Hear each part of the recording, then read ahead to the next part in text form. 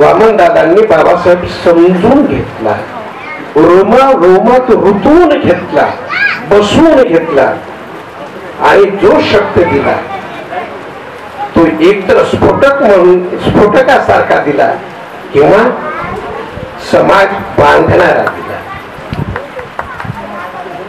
मी अनेकदा असं सांगत आलेलो आहे, अनेकदा बोललो, तुम्हाला सगळ्यांच्या लेखनाच्या संबंधाने बोललो, गायकीच्या संबंधाने बोललेलो, ते पुन्हा पुन्हा बोलावं लागलं,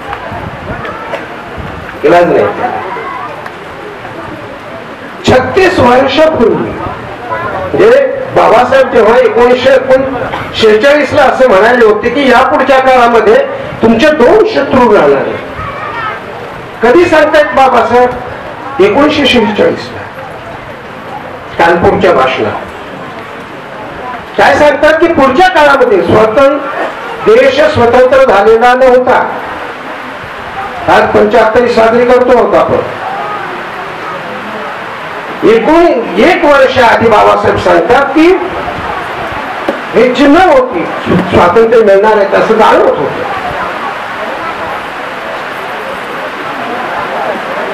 बाबासाहेब त्यावेळी सांगतात की पुढच्या काळामध्ये तुमचे 2 शत्रू राहणार आहेत, एक भांडवलशाही आणि दुसरं ब्राह्मणशाही. किती समजून घेतलं आपण? आमच्या पुढाऱ्यांना आकरणच नाही. कोणता पुढारी? अरे बाबासाहेब जरी आपण नीट समजून घेतला ना तरी चळवळी आपल्याला पुन्हा बांधता येते, नव्यानं आपल्याला वाटचाल सुरू करता येऊ शकते. एखादा प्रश्न घेतला की तो प्रश्न त्याच्यावरून भावनिक प्रश्न घेऊन एकाच प्रश्नाला 2 अँगल्स असावे लागतात, असे बाबासाहेबांचे लढे होते. एकीकडे तो लढा भावनिक होता आणि दुसऱ्याकडे रचनात्मक होता, कन्स्ट्रक्टिव्ह होता. म्हणजे पाण्याच्या प्रश्नावरून बाबासाहेब आंबेडकरांनी महाराष्ट्राचा सत्याग्रह केला. आयुष्यात परत पाण्याच्या प्रश्नावरून सत्याग्रह केला नाही. त्या बाबासाहेबाला कळत नव्हता.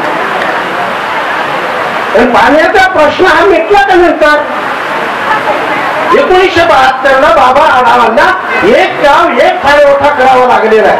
जे खेड्यातून आलेले त्यांना कळेल की 72 पर्यंत खेड्यापाड्यामध्ये वीजही आलेली नव्हती आणि नळ सुद्धा आलेले नव्हते. जाती जातींच्या विहिरी होत्या आणि एखाद्याची विहीर एखाद्या जातीची विहीर असली तर ती दुसरीकडे जावी पाणी भरायला. का संजय लासूरचं कसं होतं बरोबर? पण भारतच्या सत्याग्रहाच्या निमित्तानं लोक एकत्र झाल्यानंतर बाबासाहेबांनी सांगितलं की तुम्हाला ज्या कारणामुळं सवर्ण समाज नाकारतो ते मेलेल्या ढोरांचं मांस खाणं बंद करा. चळवळ केली की नाही? माणसात आणलं की नाही? असं आहे. आपण पुढाऱ्यांना शिव्या देतो. तुमच्यामध्ये सुद्धा फार थोडे आहे समाजात. हा गोमे आला की त्याच्या मागे, तो सोमे आला की त्याच्या मागे. तुम्हाला तुमचा नेता ठरवता आला नाही, तुम्हाला तुमचा पक्ष ठरवता आला नाही, तुम्हाला तुमचा झेंडा ठरवता आला नाही. सत्तेचा वेशाव्यवसाय करणाऱ्या कोण इतर पक्षांच्या सोबत तुमचा झेंडा जातो कसा काय? कोणाचा झेंडा आहे? मेळा झेंडा कुणाचा?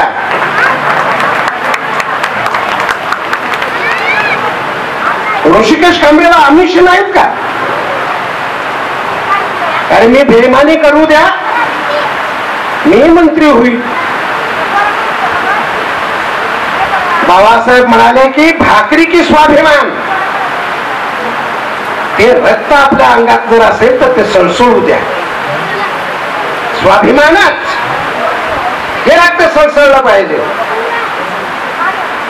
भाकरीसाठी करा करा वागता आणि समाज शत्रूंच्या दावणीला बांधता.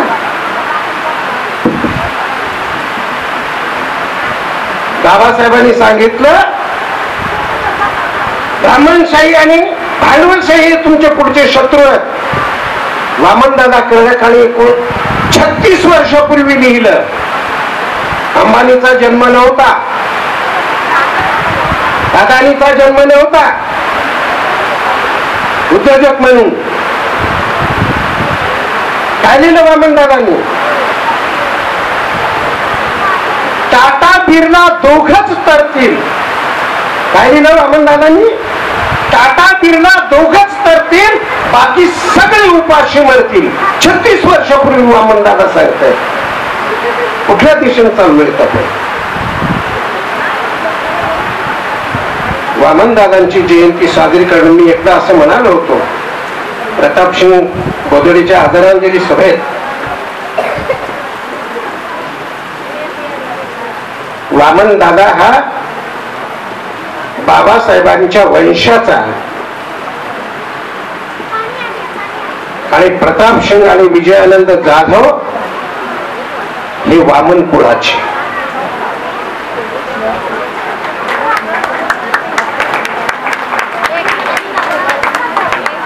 वामनदादाची जेवढी लेखणी सुबोध, कळणारी, अर्थगर्भ, तशी या दोघांची लेखणी होती. गेले वर्षी याच स्टेजवर प्रतापसिंग गात होता.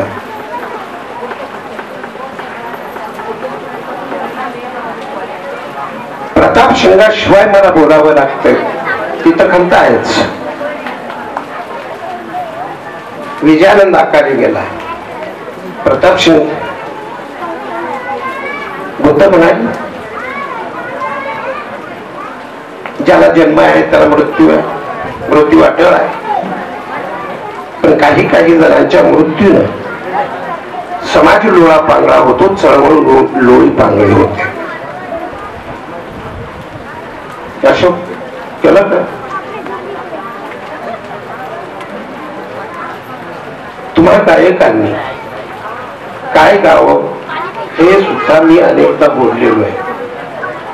काय लिहावं हे सुद्धा बोललेलो आहे. मला कधी कधी संताप येतो. अहो रमान, ही आपली श्रद्धा आहे, माय आहे. आणि आईच्या विषयी प्रणयाची गाणी कशी काय लिहितात?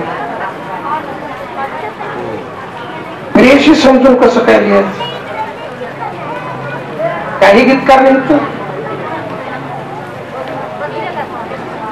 मी त्या गाण्याचा तर वारंवार उल्लेख करतो आणि त्या गीतकाराला मी बोललो होतो खूप जोड्यानं मारावं वगैरे वगैरे. नंतर मी पुनर्चिंतन केलं बरं का मेघानं, आणि मग असं वाटलं की त्याच्यामध्ये जर दुबळेपण असेल तर तो सबळ झाला पाहिजे, अशी आशा करूया.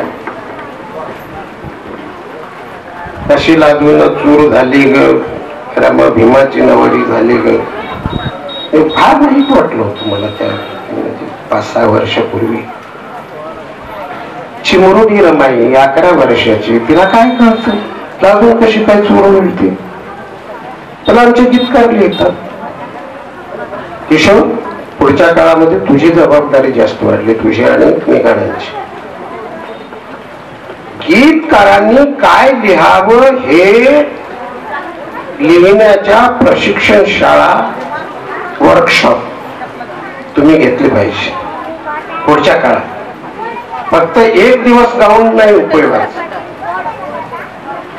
जर आपण जागरण करत गेलो, प्रबोधन करत गेलो, तरच चळवळ विचार टिकणार आहे. आणि ती आपली प्रत्येकाची जबाबदारी आहे. आज काळ तर अतिशय वाईट आहे. वामनदादा त्या काळाला अनुलक्षून लिहित होते असं नाही. जे लिहित होते ते काळाच्या भाळावर गोंधलं जाईल इतकं सामर्थ्य त्यांच्या लेखनीत होतं. विजयानंदाच्या लेखनीत होतं, प्रतापसिंगाच्या लेखनीत होतं.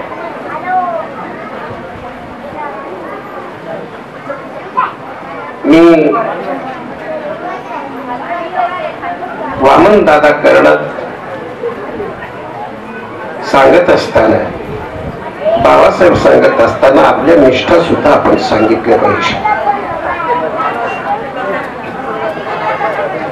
निळा झेंडा हा बाबासाहेबांनी दिलेला झेंडा आहे. स्वतः स्वतंत्र मजूर पक्षाचा हा झेंडा होता. तो नंतर शेड्यूल कास्ट फेडरेशनचा झाला, नंतर रिपब्लिकनचा झाला.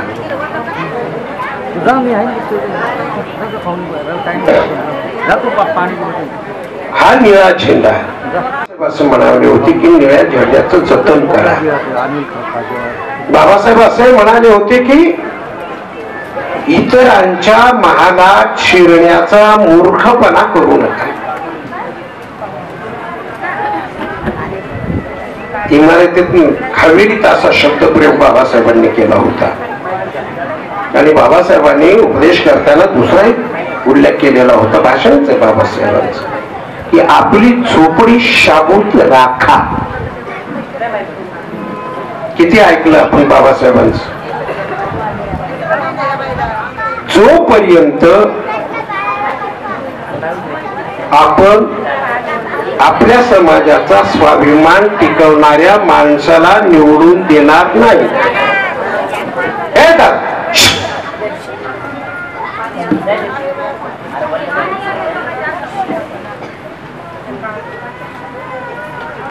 तोपर्यंत. आणि हे कधी होईल? काळ अतिशय वाईट आहे. मोदींनी आपल्या बोलीत बोलायचं झालं तर तुमची गार खंदून ठेवलेली आहे. पुढच्या 10 वर्षामध्ये तुमची लेकरं शिकतील की नाही सांगता येत नाही. गुरुकुल पद्धत आणण्याचा प्रयत्न त्यांचा सुरू आहे. अतिशय गंभीर आहे, अतिशय वाईट. आज जे तुम्ही सजून धजून आहात ते 10 वर्षानंतर तुमचं ते टिकेल की नाही सांगता येत नाही. इतकी वाईट अवस्था ही आपल्या प्राणप्रिय पंतप्रधानाने तुमची करून ठेवलेली आहे, RSS न करून ठेवलेली आहे. या पार्श्वभूमीवर जिथं कायदे करतात तिथं तुमची माणसं नसतील तर जोरशे करू कसं काय म्हणतात? लाज नाही वाटत? आमच्या किशोरनं एक गाणं लिहिलं होतं, त्याला विचारलं मी, जोशात लिहिलं होतं, चांगलं होतं ते. त्याच्याकडे त्याच्यानंतरचे कडवे चांगले आहेत त्याचे. बाबासाहेब आंबेडकरांचं नाव दिलं विद्यापीठाला, कोणी पुसून दाखवा काय का कोणी माईचा लाल वगैरे अशा पद्धतीचं आहे ते गाणं. तो भेटल्यानंतर मी याला विचारलं की म्हटलं काय अवघड आहे रे? बाबासाहेबांच्या नावाला खेटलं की या देशातला तू बाबासाहेबाचा समाज आहे, तो आपल्याला उभ्याने पेटवल्याशिवाय राहत नाही ही भीती आहे त्यांना, म्हणून ते हात लावत नाही. नसेल तर त्यांना काय अवघड आहे? बाबासाहेब आंबेडकर, त्यांची भूमिका, त्यांचा पक्ष, त्यांचा समाज आणि त्यांचा स्वाभिमान टिकवणारी विधानमंडळातूनची माणसं किती आहेत? किती आहेत आमदार? किती आहेत खासदार? आणि साला आमच्या आंबेडकरी चळवळीतले बहुतेक नेते यस्करच आहे.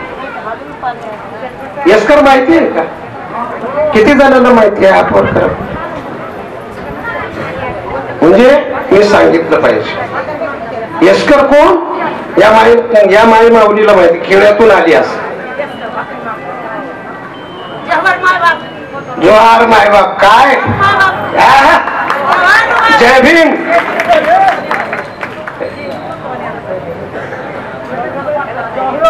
एक पुढारी स्वाभिमानी नाही.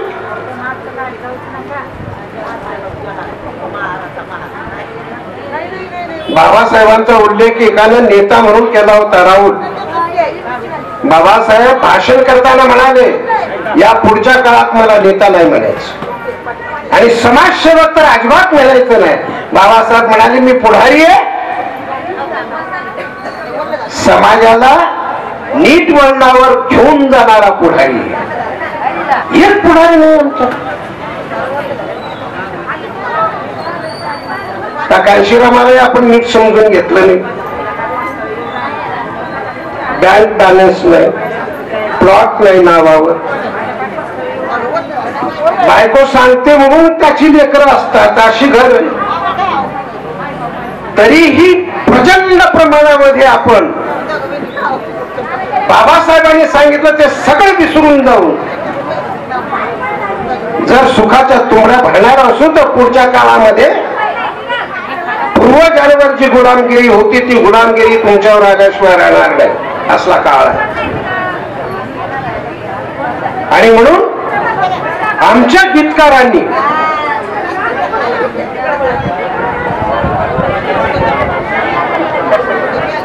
गीतकारांनी लिहिलं काय पाहिजे.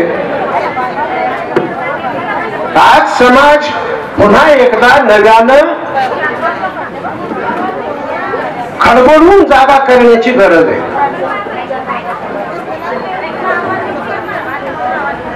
दाताजी बसा ना. खडबडून जागा करण्याची गरज. RSS आणि पंतप्रधान नरेंद्र मोदी आज जे हर घर तिरंगा आहे की नाही आव्हान, काय देशाची अवस्था आहे. अर्थव्यवस्था बर्बाद झालेली आहे. सगळ्या मित्रांची कोट्यवधी लाख अब्जावधीची कर्ज मित्रांची नरेंद्र मोदीने माफ केलेली आहे. ज्या इंदिरा गांधींनी खासगी बँका सरकारी केल्या त्या सरकारी बँका रद्द करून परत खासगी करण्याचं कटकारस्थान सुरू आहे. तुम्हाला माणूस म्हणून नाही पुन्हा एकदा जनावरांसारखं राबवणारी पद्धत येऊ लागलेली आहे. या सगळ्या पार्श्वभूमीवर वामनदादा कर्डकांनी तर लिहिलंच, 10,000 गाणी लिहिली, प्रताप सिंहाने 8,000 गाणी लिहिले. ती लोकांच्या पर्यंत तर घेऊन जावीच लागते, ती आपली जबाबदारी आहे. पण त्याच्याबरोबर आता जे कोणी लेखन करणारे कवी असतील त्यांनी आजची परिस्थिती समजून घेऊन समाजाचं जागरण करणारी गीतं लिहिली पाहिजेत, प्रबोधन करणारी गीतं लिहिली. पाया बाबासाहेब ठेवा. बाबासाहेब हा संस्कृतीला मारलेला प्रचंड मोठा ठोसा आहे, प्रचंड मोठा ठोसा आहे. तो नीट आपण समजून घेतला पाहिजे. वामनदादा कर्डक यांनी रोमारोमात बाबासाहेब घेतला होता कोंदून, आणि म्हणून त्यांना श्वास देणारा शब्द लिहिता आला. अनेक गीतकारांना आमच्याकडे प्रचंड मोठी फौज आहे. अहो, ज्याला शिक्षण नाकारलं होतं धर्माला, संस्कृतीने, जो समाज मूक होता त्या समाजामध्ये इतकं प्रचंड खनिज द्रव्य लेखनाचं किंवा सृजनाचं दुनियेत म्हणच आहे. बामणाघरी म्हणजे कोंडाघरी जाणं, बामणाघरी लिहिणं वाचणं आणि मारा मांगा घरी नाचणं गाणं, कला आणि कलावंतपण हे या समाजात अभिजात आहे, आनुवंशिक आहे. त्याचा उपयोग बाबासाहेबांचं स्वप्न पूर्ण करण्यासाठी आपण केला पाहिजे, अशी विनंती आपल्या सगळ्या कवी मित्रांना, गीतकारांना मी करतो. गायकांनी सुद्धा काय गावं हे ठरवलं पाहिजे. जिथं आपल्या प्रतीकांचे अपमान होण्याची शक्यता आहे असं तुम्हाला वाटतं ते तुम्ही गाता कामा नये. आणि तुम्ही सुद्धा तुमचे कान हे